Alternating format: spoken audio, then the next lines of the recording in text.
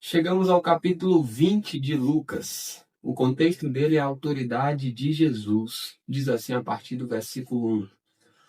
Aconteceu que, num daqueles dias, estando Jesus a ensinar o povo no templo e a evangelizar, chegaram os principais sacerdotes e os escribas juntamente com os anciãos e lhe perguntaram: Diga-nos com que autoridade você faz estas coisas? Ou quem lhe deu esta autoridade? Jesus respondeu: Eu também vou fazer uma pergunta a vocês. Digam, o batismo de João era do céu ou dos homens? Então discutiram entre si. Se dissermos do céu, ele dirá: Por que não acreditam nele? Mas se dissermos dos homens, o povo todo nos apedrejará, porque está convicto de que João era profeta. Por fim responderam que não sabiam de onde era. E Jesus lhes disse: Então eu também não lhes digo com que autoridade faço estas coisas. Agora a parábola dos lavradores, a partir do versículo 9. A seguir, Jesus passou a contar ao povo esta parábola. Certo homem plantou uma vinha, arrendou-a para uns lavradores e ausentou-se do país por prazo considerável. No devido tempo, mandou um servo aos lavradores para que lhe dessem do fruto da vinha, mas os lavradores, depois de espancá-lo, o despacharam de mãos vazias. Em vista disso, enviou-lhes outro servo, mas também a este espancaram e, depois de insultá-lo, despacharam de mãos vazias. Mandou ainda um terceiro, também a este, depois de feri-lo, expulsaram. Então o dono da vinha disse: Que farei? Enviarei o meu filho amado, talvez o respeitem. Mas, quando os lavradores viram o filho, começaram a discutir entre si. Este é o herdeiro. Vamos matá-lo para que a herança seja nossa. E lançando-o fora da vinha, o mataram. Que lhes fará, pois, o dono da vinha? Virá exterminar aqueles lavradores e entregará a vinha a outros. Ao ouvir isso, disseram: Que tal não aconteça? Mas Jesus, com um olhar fixo neles, disse: Que quer dizer, então, o que está escrito? A pedra que os construtores rejeitaram, essa veio a ser a pedra angular. Todo o que cair sobre esta pedra ficará em pedaços, e aquele sobre quem ela cair ficará reduzido a pó. Naquela mesma hora, os escribas e os principais sacerdotes procuravam prender Jesus, porque entenderam que ele havia contado essa parábola contra eles, mas temiam o povo. A partir do versículo 20, o contexto é a questão dos impostos. Eles passaram a vigiar Jesus e enviaram espiões que se fingiam de justos para ver se o apanhavam em alguma palavra, a fim de entregá-lo à jurisdição e à autoridade do governador. Então lhe perguntaram: Mestre, sabemos que o Senhor fala e ensina corretamente e não se deixa levar pela aparência das pessoas, mas ensina o caminho de Deus segundo a verdade. É lícito pagar imposto a César ou não? Mas Jesus, percebendo a artimanha deles, respondeu: Mostrem-me um denário. De quem é a figura e a inscrição? Eles responderam: De César. Então Jesus lhe disse: Pois deem a César o que é de César e a Deus o que é de Deus. Não puderam apanhá-lo em palavra alguma diante do povo e, admirados da sua resposta, calaram-se. A partir do versículo 27, o contexto é os saduceus e a ressurreição. Chegando alguns dos saduceus que dizem não haver ressurreição, perguntaram a Jesus: Mestre, Moisés nos deixou escrito que, se um homem casado morrer sem deixar filhos, o irmão desse homem deve casar com a viúva e gerar descendentes para o falecido. Ora, havia 7 irmãos. O primeiro casou e morreu sem filhos. O segundo e o terceiro também casaram com a viúva. E assim foi com os 7. Todos morreram sem deixar filhos. Por fim, morreu também a mulher. Portanto, na ressurreição, de qual deles a mulher será esposa? Porque os 7 casaram com ela. Jesus respondeu: Os filhos deste mundo casam e se dão em casamento, mas os que são considerados dignos de alcançar a era vindoura e a ressurreição dentre os mortos não casam, nem se dão em casamento, pois não podem mais morrer, porque são iguais aos anjos e são filhos de Deus, sendo filhos da ressurreição. E que os mortos ressuscitam, Moisés indicou no trecho referente à sarça, quando afirma que o Senhor é o Deus de Abraão, o Deus de Isaac e o Deus de Jacó. Ora, Deus não é Deus de mortos, e sim de vivos, porque para ele todos vivem. Então alguns dos escribas disseram: Boa resposta, mestre. E não ousaram mais fazer perguntas a Jesus. A partir do versículo 41, o contexto é o Cristo, filho de Davi. Mas Jesus lhes perguntou: Como se pode dizer que o Cristo é filho de Davi? Pois o próprio Davi afirma no livro de Salmos: Disse o Senhor ao meu Senhor: Sente-se à minha direita, até que eu ponha os seus inimigos por estrado dos seus pés. Portanto, Davi o chama de Senhor. Então, como ele pode ser filho de Davi? A partir do versículo 45, o contexto é Jesus censura os escribas. Quando todo o povo estava ouvindo, Jesus disse aos seus discípulos: Cuidado com os escribas que gostam de andar com vestes talares e muito apreciam as saudações nas praças, as primeiras cadeiras nas sinagogas e os primeiros lugares nos banquetes. Eles devoram as casas das viúvas e, para o justificar, fazem longas orações. Estes sofrerão juízo muito mais severo.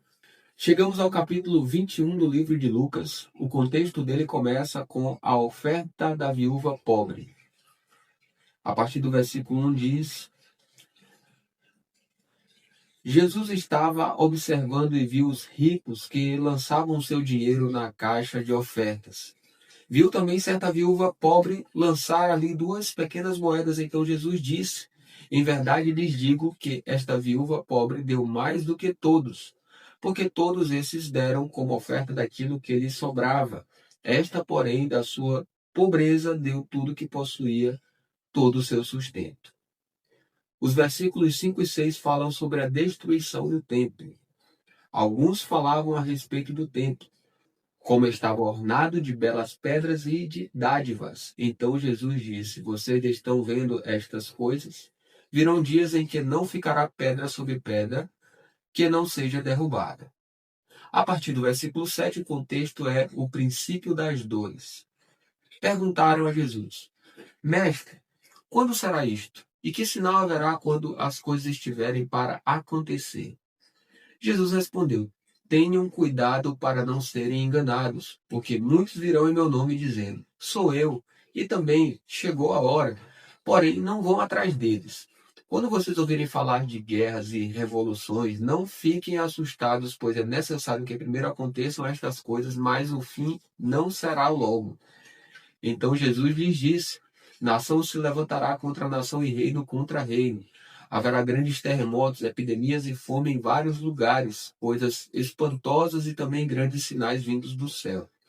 Antes, porém, de todas estas coisas, vocês serão presos e perseguidos. Vocês serão entregues às sinagogas e lançados nas prisões. Serão levados à presença de reis e de governadores por causa do meu nome. Isso acontecerá para que vocês deem testemunho. Tomem, pois, a decisão de não se preocupar com o que irão responder, porque eu lhes darei palavras de sabedoria a que não poderão resistir nem contradizer todos os que se opuserem a vocês. E vocês serão entregues até por seus próprios pais, irmãos, parentes e amigos, e eles matarão alguns de vocês. Todos odiarão vocês por causa do meu nome, mas não se perderá um só fio do cabelo da cabeça de vocês. É pela perseverança que vocês ganharão a sua alma. A partir do versículo 20, o contexto é Jerusalém sitiada. Quando, porém, vocês virem Jerusalém sitiada de exércitos, saibam que está próxima a sua devastação. Então, os que estiverem na Judéia, fujam para os montes. Os que se encontrarem dentro da cidade, saiam dela. E os que estiverem nos campos, não entrem na cidade. Porque esses dias são de vingança para se cumprir tudo o que está escrito. Ai das que estiverem grávidas e das que amamentarem naqueles dias, porque haverá grande aflição na terra e ira contra este povo. Cairão a fio de espada e serão levados cativos para todas as nações. E até que os tempos dos gentios se completem, Jerusalém será pisada por eles. A partir do versículo 25, o contexto é a vinda do Filho do Homem. Haverá sinais no sol, na lua e nas estrelas, sobre a terra, angústia entre as nações, em perplexidade por causa do bramido do mar e das ondas. Haverá pessoas que desmaiarão de terror e pela expectativa das coisas que sobrevirão ao mundo, pois os poderes dos céus serão abalados. Então verão o Filho do Homem vindo numa nuvem com poder e grande glória. Ora, quando estas coisas começarem a acontecer, levantem-se e fiquem de cabeça erguida, porque a redenção de vocês se aproxima. A partir do versículo 29, o contexto é a parábola da figueira. Jesus ainda lhes contou uma parábola dizendo: olhem para a figueira e todas as árvores. Quando veem que começam a brotar, vocês mesmos sabem que o verão está próximo. Assim também, quando virem acontecer essas coisas, saibam que está próximo o reino de Deus. Em verdade lhes digo que não passará esta geração sem que tudo isso aconteça. Passará o céu e a terra, porém as minhas palavras não passarão. A partir do versículo 34, o contexto é exortação à vigilância. Tenham cuidado para não acontecer que o coração de vocês fique sobrecarregado com as consequências da orgia, da embriaguez e das preocupações deste mundo, e para que aquele dia não venha sobre vocês repentinamente como uma armadilha, pois sobrevirá a todos os que vivem sobre a face de toda a terra. Portanto, vigiem o tempo todo, orando para que vocês possam escapar de todas essas coisas que têm de acontecer e para que possam estar em pé na presença do Filho do Homem. Jesus ensinava todos os dias no templo, mas à noite saía e ficava no monte chamado das Oliveiras, e todo o povo madrugava para ir ao encontro dele no templo, a fim de ouvir. Chegamos ao capítulo 22 de Lucas. O contexto dele começa com o plano para matar Jesus. Estava próxima a festa dos pães sem fermento chamada Páscoa. Os principais sacerdotes e os escribas procuravam uma forma de matar Jesus porque temiam o povo. Agora vem o pacto da traição a partir do versículo 3. Ora, Satanás entrou em Judas, chamado Iscariotes, que era um dos 12. Judas foi entender-se com os principais sacerdotes e os capitães sobre como lhes entregaria Jesus. Eles se alegraram e combinaram em lhe dar dinheiro. Judas concordou e buscava uma boa ocasião para lhes entregar Jesus longe da multidão. O contexto agora é os discípulos preparam a Páscoa, a partir do versículo 7. Chegou o dia da festa dos pães sem fermento, em que era necessário fazer o sacrifício do cordeiro pascal. Então Jesus enviou Pedro e João, dizendo: vão e preparem a Páscoa para que a comamos. Eles lhe perguntaram: onde o Senhor quer que a preparemos? Jesus lhes explicou: ao entrar na cidade, vocês encontrarão um homem com um cântaro de água. Sigam esse homem até a casa em que ele entrar. E digam ao dono da casa: o mestre pergunta: onde fica o aposento no qual comerei a Páscoa com meus discípulos? Ele lhes mostrará um espaçoso cenáculo mobiliado. Ali façam os preparativos. E indo, acharam tudo como Jesus lhes tinha dito e prepararam a Páscoa. A partir do versículo 14, o contexto é a ceia do Senhor. Chegada a hora, Jesus se pôs à mesa e os apóstolos estavam com ele. Então Jesus lhes disse: tenho desejado ansiosamente comer esta Páscoa com vocês antes do meu sofrimento. Pois eu lhes digo que nunca mais a comerei até que ela se cumpra no reino de Deus. E, pegando um cálice depois de ter dado graças, disse: peguem e repartam entre vocês. Pois eu digo a vocês que, de agora em diante, não mais beberei do fruto da videira, até que venha o reino de Deus. E pegando o pão, dando graças, o partiu e lhes deu, dizendo: isto é o meu corpo, que é dado por vocês, façam isto em memória de mim. Do mesmo modo, depois da ceia, pegou o cálice, dizendo: este cálice é a nova aliança no meu sangue derramado por vocês. Mas eis que a mão do traidor está comigo à mesa, pois o Filho do Homem vai segundo o que está determinado, mas ai daquele por quem ele está sendo traído. Então começaram a perguntar entre si qual deles seria o que estava para fazer isso. O contexto agora, a partir do versículo 24, é: quem é o maior? Houve também entre eles uma discussão sobre qual deles parecia ser o maior, mas Jesus lhes disse: os reis dos povos dominam sobre eles, e os que exercem autoridade são chamados de benfeitores. Mas vocês não são assim, pelo contrário, o maior entre vocês seja como o menor, e aquele que dirige seja como o que serve. Pois qual é maior, aquele que está à mesa ou aquele que serve? Não é verdade que é aquele que está à mesa? Pois no meio de vocês eu sou como quem serve. Vocês são os que têm permanecido comigo nas minhas tentações. E eu confio a vocês um reino, assim como o Pai confiou a mim, para que comam e bebam a minha mesa no meu reino, e vocês se assentarão nos tronos para julgar as 12 tribos de Israel. Agora Pedro é avisado a partir do versículo 31. Simão, Simão, eis que Satanás pediu para peneirar vocês como trigo. Eu, porém, orei por você para que a sua fé não desfaleça. E você, quando voltar para mim, fortaleça os seus irmãos. Porém, Pedro respondeu: Eu estou pronto para ir com o Senhor, tanto para a prisão como para a morte. Mas Jesus lhe disse: Eu lhe digo, Pedro, que hoje, antes que o galo cante, você negará 3 vezes que me conhece. Agora vai falar sobre as 2 espadas, a partir do versículo 35. A seguir, Jesus perguntou aos discípulos: Quando eu os enviei sem bolsa, sem sacola e sem sandálias, por acaso faltou-lhes alguma coisa? Eles responderam: Não faltou nada. Então Jesus lhes disse: Agora, porém, quem tem bolsa, pegue-a e faça o mesmo com a sacola. E o que não tem espada, venda a sua capa e compre uma. Pois eu lhes digo que é preciso que se cumpra em mim o que está escrito. Foi ele contado com os malfeitores, pois o que a mim se refere está sendo cumprido. Então lhe disseram: Senhor, aqui estão 2 espadas. Jesus lhes respondeu: Basta. A partir do versículo 39, o contexto é Jesus no Monte das Oliveiras. E saindo, Jesus foi, como de costume, para o Monte das Oliveiras, e os discípulos o acompanharam. Chegando ao lugar escolhido, Jesus lhes disse: Orem para que vocês não caiam em tentação. Ele, por sua vez, se afastou um pouco e de joelhos orava, dizendo: Pai, se queres, afasta de mim este cálice. Contudo, não se faça a minha vontade, e sim a tua. Então lhe apareceu um anjo do céu que o confortava, e estando em agonia orava mais intensamente.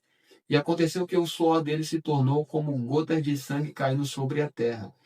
Levantando-se da oração, Jesus foi até onde os discípulos estavam e os encontrou dormindo de tristeza e disse: Por que vocês estão dormindo? Levantem-se e orem para que não caiam em tentação. A partir do versículo 47, o contexto é Jesus é preso. Enquanto Jesus ainda falava, eis que chegou uma multidão, e um dos 12, que se chamava Judas, vinha à frente deles e se aproximou de Jesus para o beijar. Jesus, porém, lhe disse: Judas, com um beijo você trai o Filho do Homem? Os que estavam ao redor de Jesus, vendo o que estava por acontecer, perguntaram: Senhor, devemos atacar com as espadas?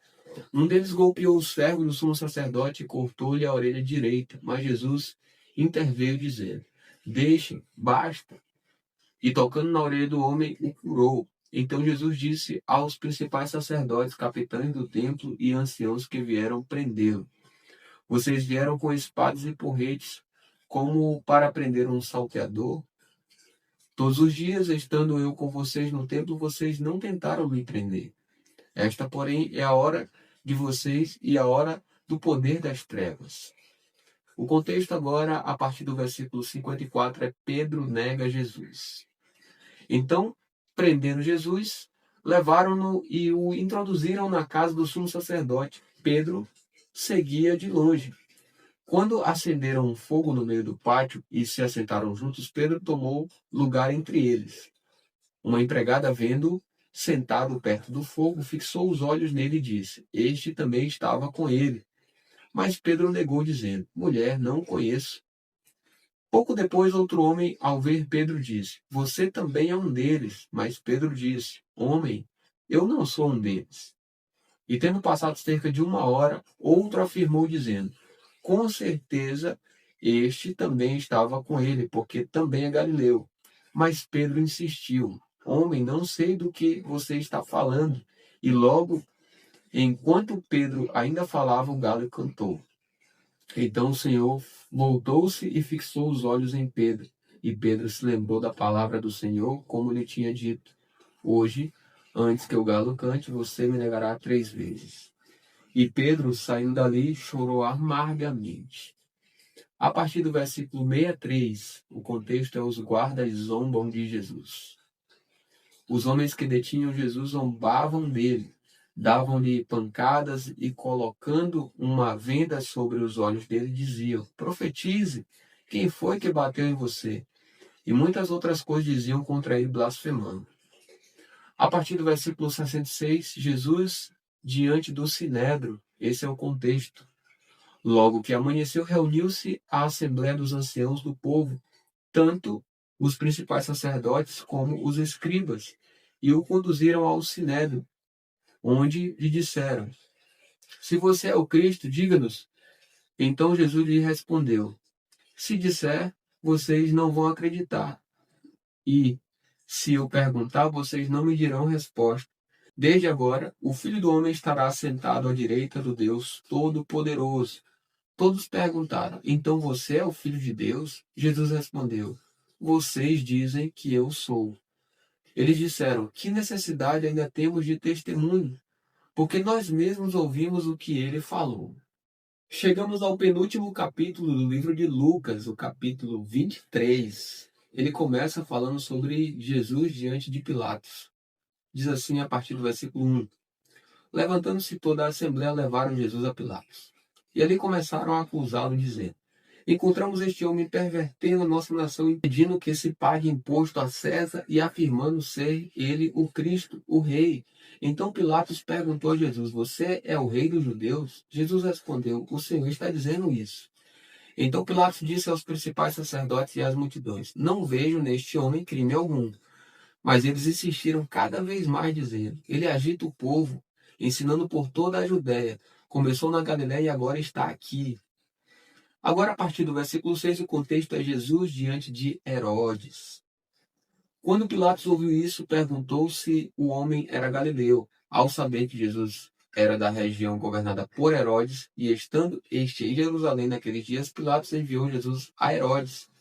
Quando Herodes viu Jesus, ficou muito contente, pois havia muito queria vê-lo, por ter ouvido falar a respeito dele. Esperava também vê-lo fazer algum sinal.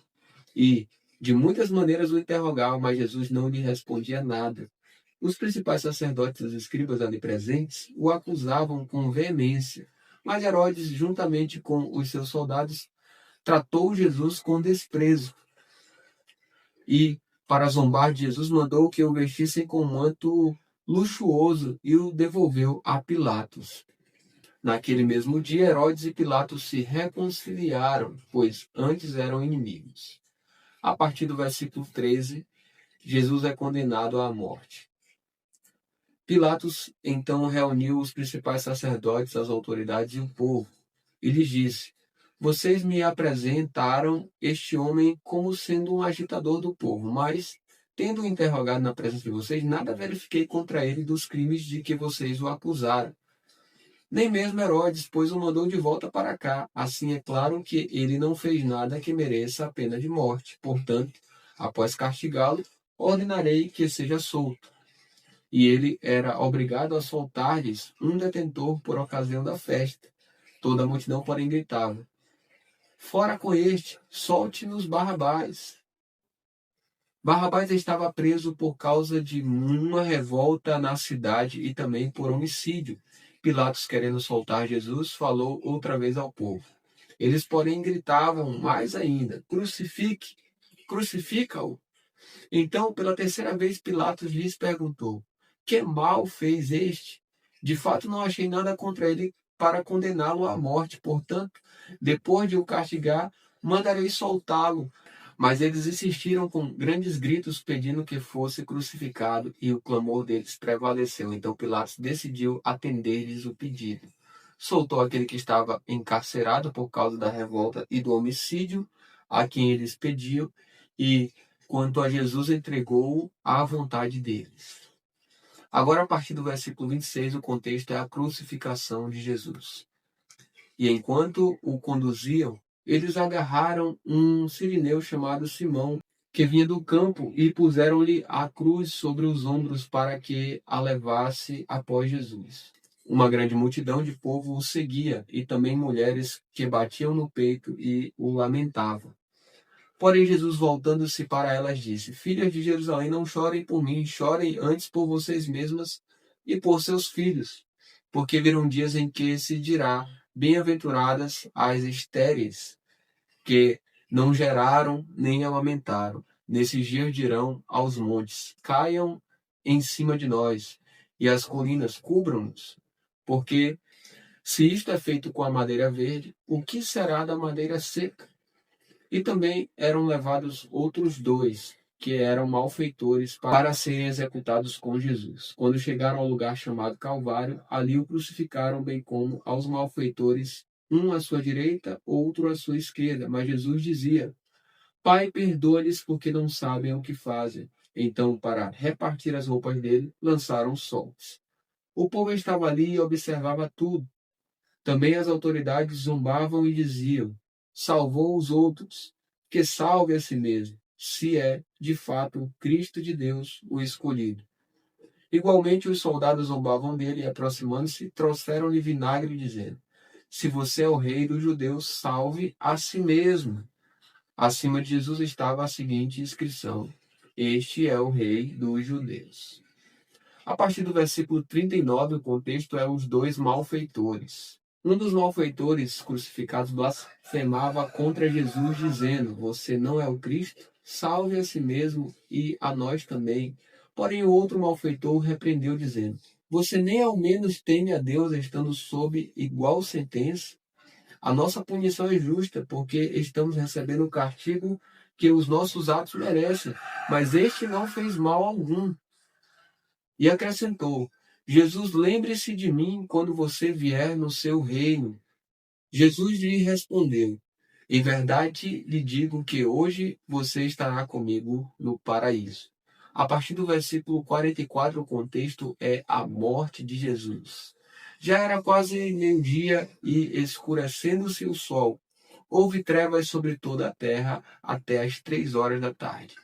E o véu do santuário se rasgou pelo meio. Então Jesus clamou em alta voz: Pai, nas tuas mãos entrego o meu espírito. E dito isto, expirou. O centurião, vendo o que tinha acontecido, deu glória a Deus, dizendo: Verdadeiramente este homem era justo. E todas as multidões reunidas para aquele espetáculo, vendo o que havia acontecido, retiraram-se batendo no peito. Entretanto, todos os conhecidos de Jesus e as mulheres que o tinham seguido, desde a Galiléia, ficaram de longe contemplando estas coisas. A partir do versículo 50, vai falar sobre o sepultamento de Jesus. E eis que havia um homem chamado José, membro do Sinédrio, homem bom e justo, que não tinha concordado com o plano e a ação dos outros. Era natural de Arimateia, cidade dos judeus, e esperava o reino de Deus. Ele foi até Pilatos e lhe pediu o corpo de Jesus, e tirando-o da cruz, devolveu-o num lençol de linho e o depositou num túmulo aberto numa rocha, onde ninguém havia sido sepultado ainda. Era o dia da preparação, e o sábado estava para começar. As mulheres que tinham vindo com Jesus desde a Galiléia seguiram José e viram o túmulo e como o corpo foi colocado ali. Então se retiraram para preparar óleos aromáticos e perfumes, e no sábado descansaram segundo o mandamento.